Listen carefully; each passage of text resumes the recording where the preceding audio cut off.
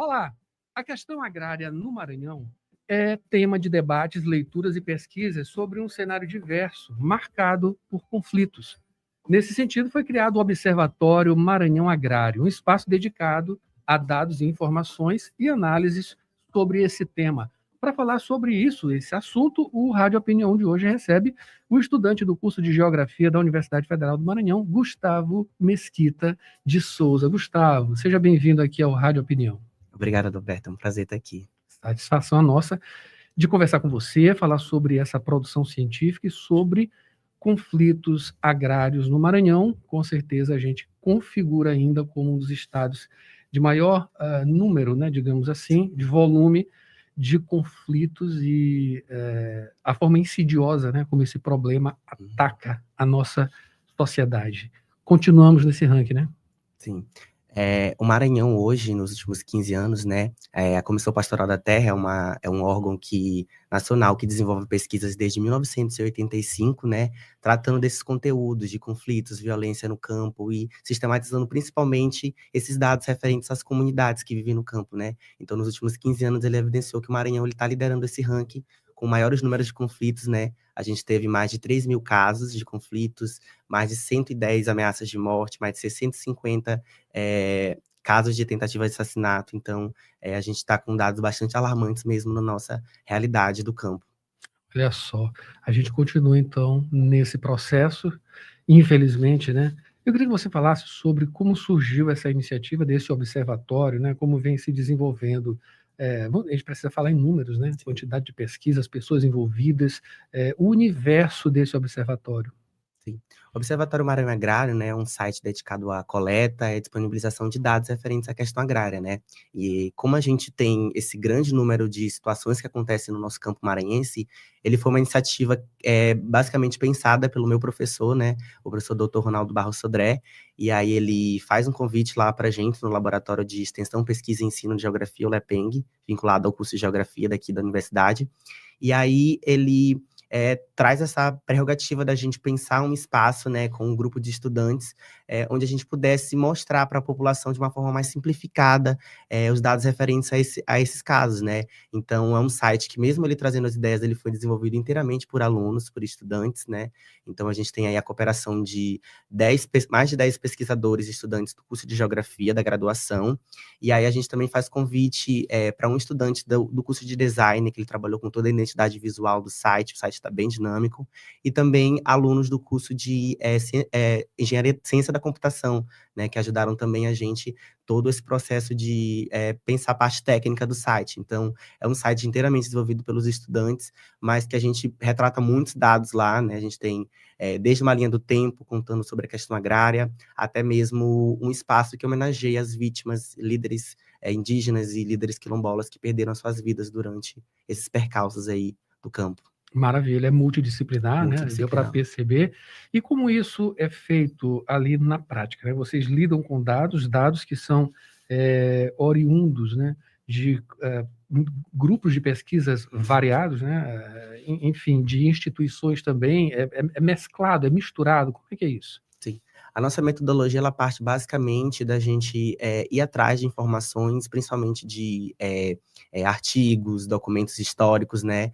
A gente tem uma dificuldade aqui no Maranhão de encontrar, às vezes, esses relatos, então, foi uma das dificuldades que a gente enfrentou, né? Conseguir alencar em uma forma da linha do tempo esses dados históricos, porque falta muita informações, às vezes, nos nossos estados, pesquisas, agora que a gente está crescendo muito com isso, né? Mas aí os dados a gente consegue, principalmente por meio do IBGE, né? O geógrafo, ele tem essa capacidade de ir atrás desses dados, montar mapas, né? Então, o observatório, ele conta com um atlas com mais de 600 mapas, desenvolvido inteiramente por nós também, alunos. Então, a gente madrugou em muitas noites aí para desenvolver esses mapas, entregar a tempo. Então, a gente sempre está atrás desses dados e buscando, com o auxílio do IBGE, também a Comissão Pastoral da Terra, como eu falei. E aí a gente pega esses dados, transforma esses dados em mapas e é a nossa forma também de representar para a população, né, esses números em forma de gráficos, em forma de infográficos que também tem no nosso site, forma de mapas e essas outras formas para a gente trabalhar. Então, é um processo mesmo que a gente vai atrás dos dados e sistematiza de uma forma mais simplificada. Estamos conversando com o estudante do curso de Geografia da Universidade Federal do Maranhão, Gustavo Mesquita de Souza. Gustavo, com um trabalho tão profícuo, né, com dados tão agudos em relação à violência aqui em nosso estado, qual a sua avaliação em termos quantitativos e qualitativos, né? Qual é a pior coisa que a gente tem aqui em nosso estado? A gente tem muita morte, tem muita coisa relacionada com falsificação documental, né, de terras, grilagem. Isso é muito sério, enfim. Mas na sua avaliação, na avaliação dos dados que vocês encaram ali, o que é a coisa mais insidiosa aqui em nosso estado nesse assunto? Bom, desde 2006, né, a gente tem uma alta dos índices de concentração fundiária no nosso estado, né? Isso ocorre porque grande parte de propriedades aqui do Maranhão, elas são extremamente grandes, conhecidas como latifúndios, né? Então, a gente às vezes não tem o acesso dessas comunidades a esses espaços, mas esse se torna um dos índices principais e mais preocupantes dentro do nosso estado, né? Porque essas comunidades, elas não estão tendo acesso a essa terra. E a gente também tem, nos últimos anos, né, principalmente ali depois de 2015, com o incremento da fronteira agrícola Matopiba, a gente tem aí um grande avanço dessa fronteira que tem criado ainda mais esses casos de conflitos, né? Então, o Maranhão, como eu disse, hoje é o estado mais conflituoso do Brasil. É um problema seríssimo, porque antes esse índice, ele era do estado do Pará, né, que aí a gente sabe que tem a Amazônia, que tá sempre cheia de muitos conflitos, mas a gente percebe que, por exemplo, o Cerrado, que abriga aqui principalmente o Maranhão, ele tem se tornado palco desses conflitos, né?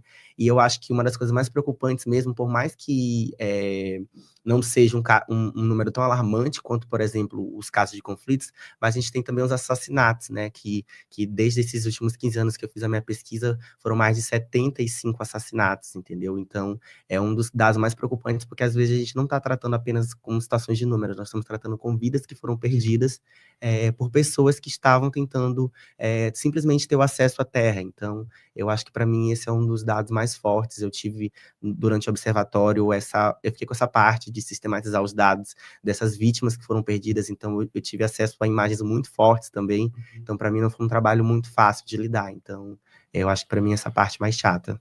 Essa coisa, ela tem uma mescla aí com a questão indígena e também a questão quilombola. Como é tratado, como são tratados justamente esses dados específicos?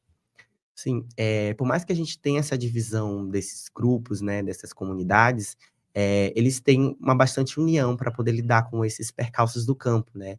Mas assim, lidar às vezes com a forma que acontece esses conflitos às vezes é bastante diferente, né? Porque a gente tem aí, por exemplo, uma grande incidência com comunidades quilombolas, porque às vezes estão envolvidas ou estão em uma região que, por exemplo, antes era uma fazenda grilada, né? Que é um outro problema, que eles falsificam muitos documentos aqui no Maranhão para poder ter acesso a essas terras, alegando que as terras já eram deles, no caso, produtores rurais, fazendeiros. E aí a gente também tem, principalmente, a questão indígena mais voltada para o avanço dessas fronteiras agrícolas para áreas que antes eram protegidas, né? Que antes eram reservas indígenas. Então a gente tem aí uma flexibilização da legislação do Estado, né? Tentando ainda mais encurtar essas reservas indígenas, essas reservas que eram antes protegidas, para poder justamente ampliar esse avanço do agronegócio, que é muito benéfico para o Estado. A gente sabe que o agronegócio ele vende muito, ele tem levado o Maranhão a um patamar econômico muito bom, né? Algo que a gente não tinha visto ao longo de vários períodos aí da história, mas ainda assim tem toda essa perspectiva de quem são as pessoas que estão aí nesse processo e sofrendo, né, diante dessas causalidades.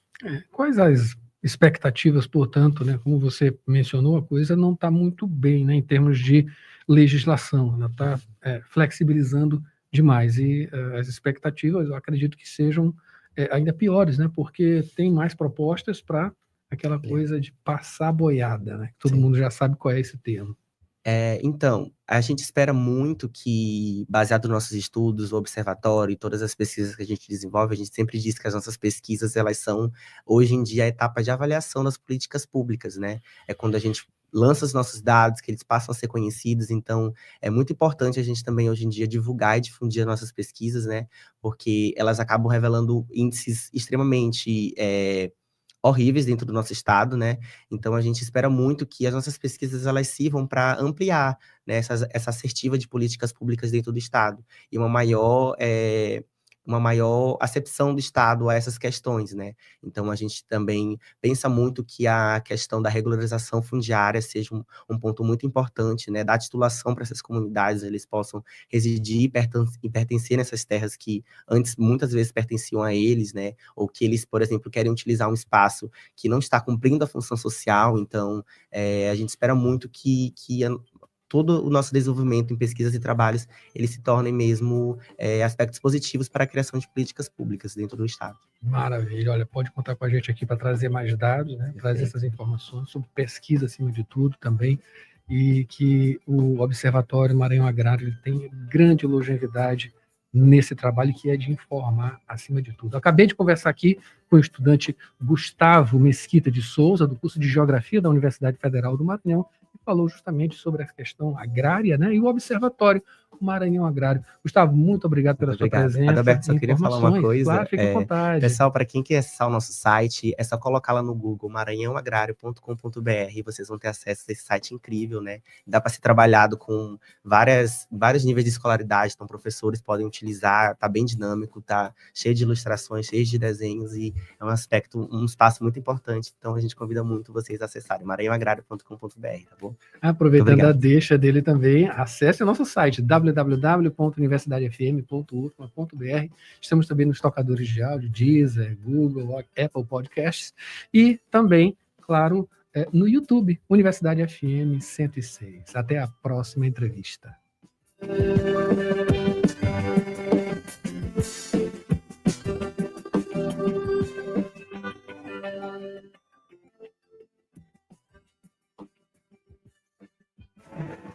E esse foi o Jornal Rádio Universidade desta terça-feira, uma produção do Núcleo de Jornalismo da 106. Mayra Nogueira assume agora, sessão das 8. Antes tem Rádio Ciência e muito mais na sua programação da Universidade FM. A gente volta amanhã com mais informações. Até lá.